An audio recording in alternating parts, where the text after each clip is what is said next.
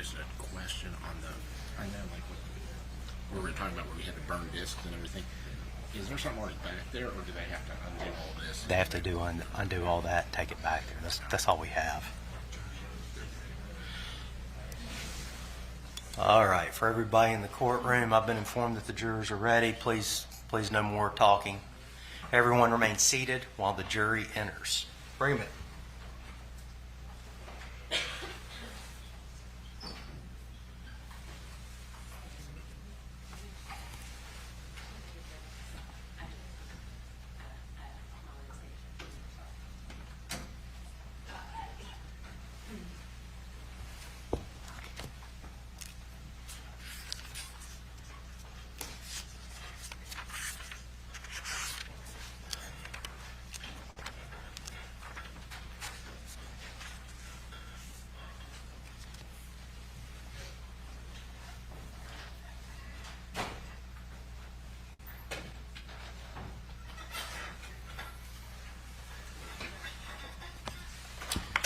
All right, final closing by the state.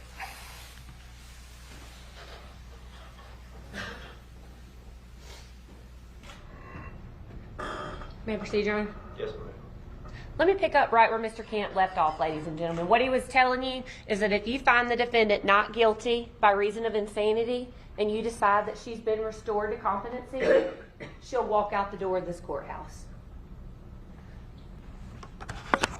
You heard about voices. Let me tell you whose voice I'm talking about today. Ashley Smiley. Ashley Smiley's voice matters. Because of Carly Gregg's actions, we will never hear Ashley Gregg's voice again. Ladies and gentlemen, you heard the very last noise she made. Carly Gregg, her daughter, took a gun, walked across the house, pulled it out on her mother, fired once, you hear her mother scream. Fired twice, you hear her mother scream. 1, 2, 3, 4, you hear the third shot. Ladies and gentlemen, you saw that awful picture. You saw the stippling. You saw what she did. That person has not been restored. That person was never insane to begin with. You know what you didn't hear the defense attorneys talk about? The insanity standard. You know why you don't want to talk about the standard? Because they can't prove it. They can't prove it, ladies and gentlemen. You know what they tried to stand up here and say? The state hasn't told you why. Ladies and gentlemen, when we talk during voir dire, what do we talk about? That's not the state's burden. You won't find one place in the jury instructions that it tells you that the state of Mississippi has the burden to show you why Carly Gregg killed her mother, to show you why Carly Gregg attempted to kill Heath Smiley, to show you why Carly Gregg removed that camera that caught her actions and hid it into the refrigerator. That's not our burden. Our burden is to show beyond a reasonable doubt that she did it. And the defense attorneys have admitted that she did it. Let's talk about who needed help. Ms. Todd wanted to talk about Ms. Gregg needed help. Ladies and gentlemen, I submit to you that the two people that were begging for help was Ashley Smiley and Heath Smiley. We heard the 911 call. He says, "Oh my God, she's killed her mother and she tried to kill me." He says on there, "Please help. Send me help." He tried to say that, oh, now maybe Carly didn't mean to kill me. Ladies and gentlemen, I don't know why he's saying that, but I know that she shot him 6 inches from his head. And I know that she told Brooke Wafer, her friend, that I put 3 in my mom and I got 3 more waiting for my stepdad. You think that sounds like an insane person? No. That's a person that knew this gun right here, this .357 Magnum, had 7 rounds. That's a person that knew that she'd put 3 of them in her mama's head. She had 3 more waiting for Heath, and who knows what she was doing with the last one. The why doesn't matter. They want to talk about the doctors. Dr. Pickett this, Dr. Clark that. Y'all heard him. Dr. Pickett said, yes, this is the first time I've had to testify in a criminal trial. But I have evaluated over 100 people for competency and sanity. You heard from Dr. Gugliano when she took the witness stand that she's done hundreds, if not more, evaluations of sanity and competency. Let me tell you what you heard from Dr. Clark. When the defense went to tender him as a forensic psychiatrist, he said, no, that's not what I am. I'm a child and adolescent psychiatrist. Did he render any opinions specific to children? No. Does his diagnosis of Carly Gregg matter? No. When you look at the standard in the state of Mississippi to be able to prove insanity, all right, she has a mental illness, right? I think we can all agree that those records state that from the time she was a small girl until we sit here today, that she has anxiety and depression. Ladies and gentlemen, it is undisputed that anxiety and depression do not cause someone to commit murder. It is undisputed in this courtroom that Kevin Gregg, if you believe his diagnoses, if you believe he was bipolar, schizophrenic, drug addict, all of it, does any of it matter? No, because you know what he didn't do? He didn't kill his parents. Ladies and gentlemen, the diagnosis doesn't matter. You heard, and I made notes of it, when Dr. Clark was testifying, Michael Smith was asking him, did she know right from wrong? That's what we got to know. Did she know right from wrong? He says, well, she knew something about what happened. Okay, well, she knew. Then he goes further and he said there was some level of awareness about what she was doing. Let's talk about that, ladies and gentlemen. She knew where she was. She knew who to call. She knew her mom's passcode. She knew where the loaded weapon was. You have pictures and evidence. There were other guns at the house. She didn't go pick up that unloaded shotgun and take it in there to where Mama was. No. She went in there with that .357 Magnum that she knew was fully loaded. She knew to text her friends. She knew to FaceTime her friends. She called them by the right name. She called them by their nicknames. She said, I fucked up. She said, don't call 911. You know why, ladies and gentlemen? She wasn't done with her plan. We don't have to prove why she wanted to kill Heath Smiley. All we know is she did. All we know is that after she killed her mom at 4:14 in the afternoon, she lied in wait, sent a message to her stepdad saying, hey, honey, when will you be home? She knew not to do it from her phone. She did it from Mom's phone. When will you be home? Because I'm waiting for you. Sends him a thumbs up. Then when he comes in the door, what's she do? Points the gun at his head, ladies and gentlemen. She knew exactly what she wanted to do. And then, when she wasn't sure if she was successful, she ran. Insane people do not run because they don't know right from wrong. Insane people do not tell people, I need help, because they don't think they've done anything wrong. Insane people do not flee the scene. Again, they do not know right from wrong. Carly Gregg knew everything she was doing that day. What Dr. Clark said from the witness stand is that he wants you to put all your common sense aside. There's a whole stack of medical records. He says, you know, I didn't really pay much attention to the medical records. Not any of those other providers that actually treated Carly that said there was no mention of voices. There was no mention of lapses in time, these disassociations. But you know what I'm going to rely on? Oh, wait, no. I also didn't look at the text messages. I didn't think it was important to know what the defendant was doing at the time of the crime and between when she killed her mom and when she attempted to kill her dad. That wasn't that important. You know what's important? What the defendant said after she's been arrested for violent crimes. That's what he relied on, ladies and gentlemen. He said, well, Carly said that there were voices before. Pretty convenient, right? We talked in voir dire on Monday about why do people lie? Why do people lie? Protection. Dr. Clark said on the stand, Lexapro doesn't cause murder. Lexapro might cause people to be more prone to suicide. Lexapro does not cause people to murder.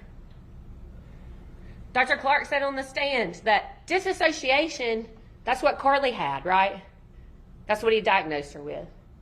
But he couldn't say that disassociation causes people to commit murders. In fact, what he said was that people tend to disassociate when they are experiencing trauma. Let's think about that. Common sense tells you if someone's in a disassociated state, they don't know what's going on, it's because they are on the receiving end of the violence. They're sex trafficking victims. They're prisoners of war. They're not children that are mad at their parents because they found out about their secret life. He expects us to believe that we can take the word of the defendant who has never reported, even to Rebecca Kirk, who she said she loved and trusted. She never reported voices to Rebecca Kirk. She never reported these lapses in time. In fact, you didn't hear that from any provider that's ever seen Carly. Let's take another step. Then, Carly doesn't stop there, ladies and gentlemen. She tells Dr. Pickett, oh yeah, I was still having one of these moments. So let's talk about, she's safe? Heck no, ladies and gentlemen. She's claiming that she's still having those moments while she's in our courtroom. During one of our hearings, she's saying she was in one of these disassociated spells. During her evaluation with Dr. Clark, she reported that she was having one of these disassociated spells.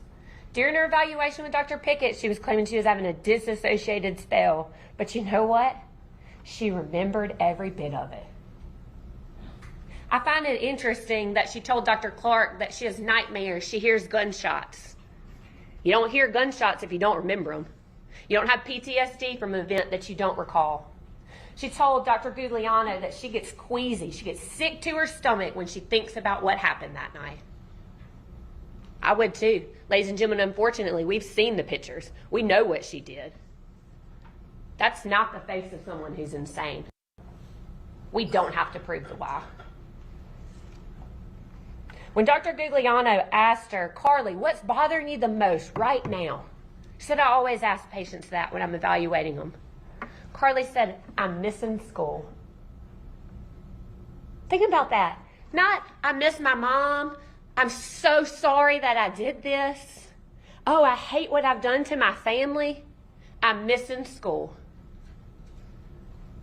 I asked Bennett Germany when he took the stand, you and Carly are still great friends, right? He said, best friends. Y'all talk all the time? Yeah, all the time, even now that she's in jail. I said, Bennett, on any of your calls, any call, has Carly expressed remorse for what she has done? He took that stand and he said no. I want to talk about Bennett too. He said, while I was asking him a question at some point, he said, I'm sorry, can you repeat the question? I zoned out. Ladies and gentlemen, we've all had a moment where we've zoned out.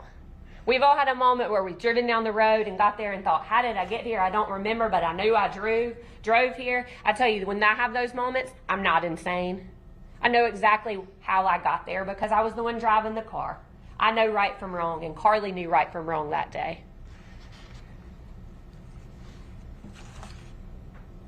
There is no record, no medical record of Carly hearing voices before this. I want to talk to you about some of the things, some of Carly's actions. Let's talk about some of her willful actions. First of all, I want to show you these two. Let's not forget this. These were recovered from inside Ashley Smiley's brain and neck. Who put them there? Carly Gregg. Carly Gregg's willful actions. Let's talk about that. We talked about she knew where her house was. We talked about she knew that her mom was upset with her. She told Dr. Pickett, yeah, my mom was very upset. The defense wanted you to believe that everything was hunky-dory that day. It wasn't. We've seen the videos. She may not have been yelling, but she sure was upset. We know that Carly knew her mom's password. We know that she intentionally pulled the trigger not once, not twice, but 3 times, shot her in the head. We know that she called her friends over. We know that she told them don't call the police. We know that she wouldn't let them know what was going on. We know that she tells Brooke, right? Let's talk about the tampering with evidence. She tells Brooke when she comes in the house, one of the first things she asks is, are you queasy around dead bodies? Ladies and gentlemen, use your common sense. What does that mean? I know if I'm asking somebody that, it's because there's a dead body. She knew that she had killed her mom. She tells Brooke, I got 3 waiting for my stepdad. She knew that she was going to shoot her stepdad. She also tells Brooke something important. Oh, don't worry. I pulled the cameras down already. I pulled the cameras down. She knew enough to rip that camera off of where it was, hide it in the refrigerator. Was it a perfect plan? No. Nobody ever said her plan was perfect. That's why we're here. But ladies and gentlemen, that's not insanity. That's not insanity. I want to talk about Deputy Shack and his interaction. Mr. Camp said, oh yeah, he's saying she doesn't even know about her mother. We heard from Deputy Shack. He took the stand. He said she never asked about her mother. Ladies and gentlemen, you know the only person she asked about in her interaction with law enforcement? How's Heath? You know why? Because the only thing Carly Gregg didn't know from that day was whether or not she was successful in killing Heath Smiley. That's the only thing she didn't know.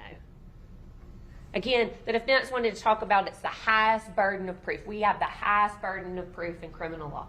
The state of Mississippi has to prove beyond a reasonable doubt that Carly Gregg intended to kill her mother and did kill her. We have done that. They don't dispute that. We have to prove that Carly Gregg intended to kill Heath Smiley and was unsuccessful. They don't dispute that. We have to prove that Carly Gregg intended to remove evidence and hide it. We've already proved that. They don't dispute that. The only thing that the defense wants you to do is to have sympathy for the defendant, to believe this story that she's made up after she's been arrested. Dr. Clark talked about that on the stand, right? He admitted that there's research out there that shows that there is a large population of people that claim disassociation after they have committed homicide. And we asked him, why? Secondary gain. What's secondary gain? So I don't get in trouble. Pretty convenient. If I don't remember what happened, I was having an out-of-body experience. Maybe they can't get on to me. Ladies and gentlemen, don't fall for that. That does not make sense. I want to talk about some of Carly's journals and some of the text messages. The text messages are in evidence, the ones that she sent to her friends between the time she killed her mom and when she attempted to kill her stepdad. One of them's not. But Thad testified from the witness stand that after he showed up at her parents' house, he and Carly were having a discussion, and Carly said, oh yeah, my mom was holding me down in the chair. She wouldn't let me come out there. And then she texts him later and says, I almost murdered my parents. She was so mad in February that she tells Thad, I almost murdered my parents. And then when I asked Heath about it, when he took the stand, he said, no, Carly wasn't mad. Carly never was angry. He says, Carly never yelled. Ladies and gentlemen, she told us in February what she was going to do. I want you to look at her journals. There's a page back there that says, what do I believe? There's no God. Heaven and hell are false. You writing your own destiny. And these two stand out to me, ladies and gentlemen. She told us what her intent was. You don't need family, and it's okay to be evil. 2 minutes, man. There's another one I want you to look at. Dr. Pickett talked about it. She wrote, water, fire, earth. Water, fire, earth. She circles fire, ladies and gentlemen, and she wrote, these are Carly Gregg's own words. Miss Todd stated when we got started the other day, what's better, watching a video of what happened or hearing somebody talk about it? Well, I submit to you, we have all of the above in this case. We got to, unfortunately, watch a video of what happened. We've seen photos of what happened. We have audio of what happened. We have the defendant's journals and text messages telling us what happened. She says, I choose fire. It is powerful, beautiful, and deadly. These are the traits I desire, so I choose fire. Ladies and gentlemen, that lady right there chose fire. She chose to murder her mother, tried to kill her stepdad, and then tried to cover it up. We ask that when you go back to the jury room, that you'll look at all the evidence, that you'll consider the testimony that you've heard, that you will not be misled or confused by the fact that the defendant tries to put a burden on the state that does not exist. We do not have to prove the why. We will likely never know the why, but we know that Carly Gregg is guilty of murder, attempted murder, and tampering with physical evidence, and we ask you to find the same. Thank you. All right. I need Mr. Don Bass and Mr. Philip Hunt to stand, please. Apologize, gentlemen. I've watched y'all. Y'all are paid a A lot of attention, but y'all are the alternates. At this time, I'm going to ask Madam Bailiff to escort them to the other courtroom if it's open, or the other jury room if it's open. Please gather your things out of the jury room then. Once the bailiffs let me know that the alternates have been separated, I'll release you to begin your deliberations. Please do not begin your deliberations until you receive the instructions of the court and all the evidence. Many times jurors find it helpful to pick a foreperson from among their group. Foreperson has no more power than any other person. Highest qualification is you should be able to write legibly so we can read any verdict, okay? Second thing a foreperson can do is call for a vote. Many times disagreements can be resolved by simply calling for a vote and finding out where everybody stands, all right? That being said, let me know once they're separated.